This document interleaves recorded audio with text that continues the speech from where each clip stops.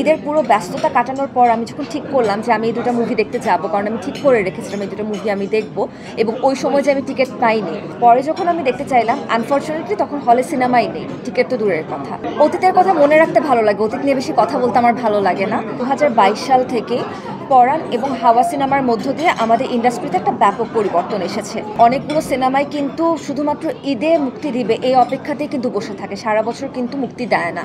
তো আমার কাছে মনে হয় যে অ্যাটলিস্ট এটা হল কর্তৃপক্ষদের কাছে আসলে এই অনুরোধটা থাকবে, তারা যাতে পূর্ণাঙ্গ 1 মাস সিনেমা চলুক না চলুক, দর্শক আসুক না আসুক, তাও যাতে হলে রাখে। কারণ অনেক সময় দেখা যায় যে ঈদের এই ব্যস্ততাটা কাটানোর পর, যেমন আমার কথা যদি আমি বলি, ঈদের পুরো ব্যস্ততা কাটানোর পর আমি যখন ঠিক করলাম যে আমি এই দুটো মুভি দেখতে যাব, কারণ আমি ঠিক করে রেখেছিলাম এই দুটো মুভি আমি দেখব, এবং ওই সময় যে আমি টিকিট পাইনি, কাজল রেখা সিনেমা দেখার সময় আমি ওই দুটো সিনেমার টিকিট পাইনি। পরে যখন আমি দেখতে চাইলাম আনফর্চুনেটলি তখন হলে সিনেমাই নেই, টিকিট তো দূরের কথা।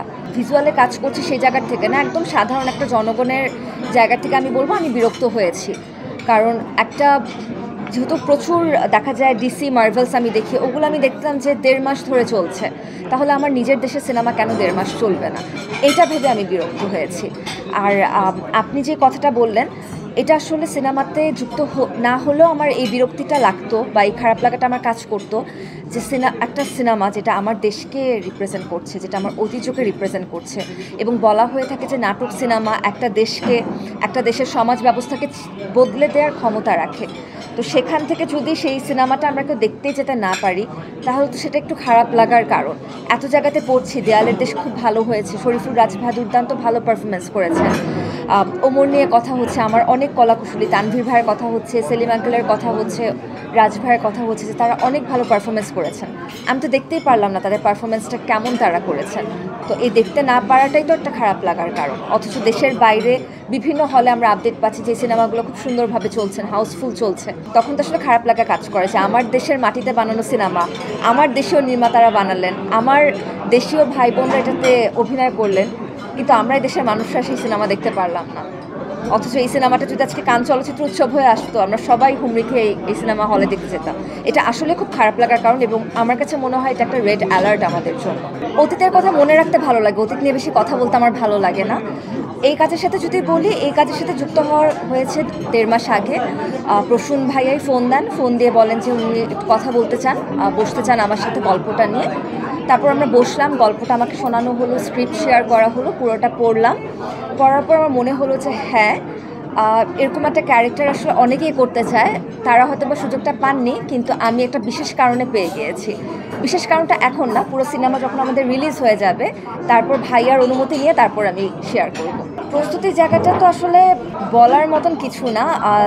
1.5 মাস আগে যেহেতু স্ক্রিপ্টটা হাতে পেয়ে গিয়েছিলাম, তার জন্য বারবার স্ক্রিপ্টটাই রিড করা হচ্ছে। আর এখানে নিজের দিক থেকে নিজের যা যা লুপহোলস মনে হচ্ছে সেটা বের করার চেষ্টা চলছে।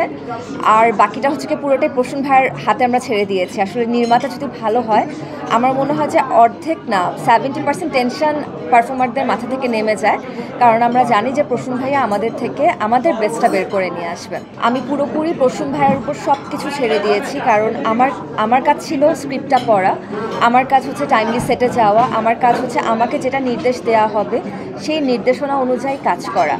প্রস্তুতির জায়গা যদি কোনো কিছু আমি নিয়ে থাকি, তাহলে আমি বলবো যে একটাই নিয়েছি, যে নিজের মাইন্ডটাকে একদম ফ্রেশ রাখা, নিজেকে যতটা সম্ভব শান্ত রাখা, এবং নিজেকে প্রসূন ভাইয়ার নির্দেশ গ্রহণ করার মতন প্রস্তুত করে তোলা। That's it. 2022 সাল থেকে পরাণ এবং হাওয়া সিনেমার মধ্য দিয়ে আমাদের ইন্ডাস্ট্রিতে একটা ব্যাপক পরিবর্তন এসেছে। এখানে পরাণের মতন কমার্শিয়াল মুভিও যেমন হলে দেখতে মানুষ যাচ্ছেন, ঠিক তেমনি হাওয়া সিনেমার মতন একটু থাকে না, একটু আর্টও যেখানে আছে, একটু কমার্শিয়াল টাচও আছে, এই ধরনের মুভি দেখতেও যাচ্ছেন। এই বছর এসে কিন্তু হলে একদম ভিন্ন ভিন্ন ধারার বিভিন্ন চলচ্চিত্র গিয়েছে। কাজল রেখার মতন একদম পৌরাণিক ময়মনসিংহ গীতিকার থেকে তুলে আনা কাহিনী, যেটা অ্যাকচুয়ালি আমাদের দেশের ঐতিহ্য বা কালচারের একটা অংশ তুলে ধরে, এরকম একটা কাজও আমরা পেয়েছি। দেয়ালের দেশের মতন একটা কাজও আমরা পেয়েছি, যেখানে পুরোটাই আর্টের ব্যাপার তুলে এসেছে, আর্ট কালচার, যেখানে কমার্শিয়াল কোনো টাচ আমি পাইনি। আবার রাজকুমারের মতন বা ওমরের মতন কমার্শিয়াল মুভি আমরা দেখতে পাচ্ছি। মজার ব্যাপার হচ্ছে সব ধরনের মুভি দেখতেই কিন্তু হলে দর্শক যাচ্ছে। তার জন্য এটা আসলে আমি ওই দাবি রেখে বলতে পারি না যে হ্যাঁ এটা আর্ট কালচার মানেই দর্শক এখানে যাবেন বা যাবেন না। এটা পুরোপুরি দর্শকদের উপর আমি ছেড়ে দিতে চাই। তারা যদি মনে করেন যে এই সিনেমাটা তারা তাদের পরিবারের সবার সাথে বসে দেখতে পারবেন এবং এটা দেখার মতন একটা সিনেমা, তারা অবশ্যই যাবেন এবং আমরা চাই দর্শকে যাতে যায়।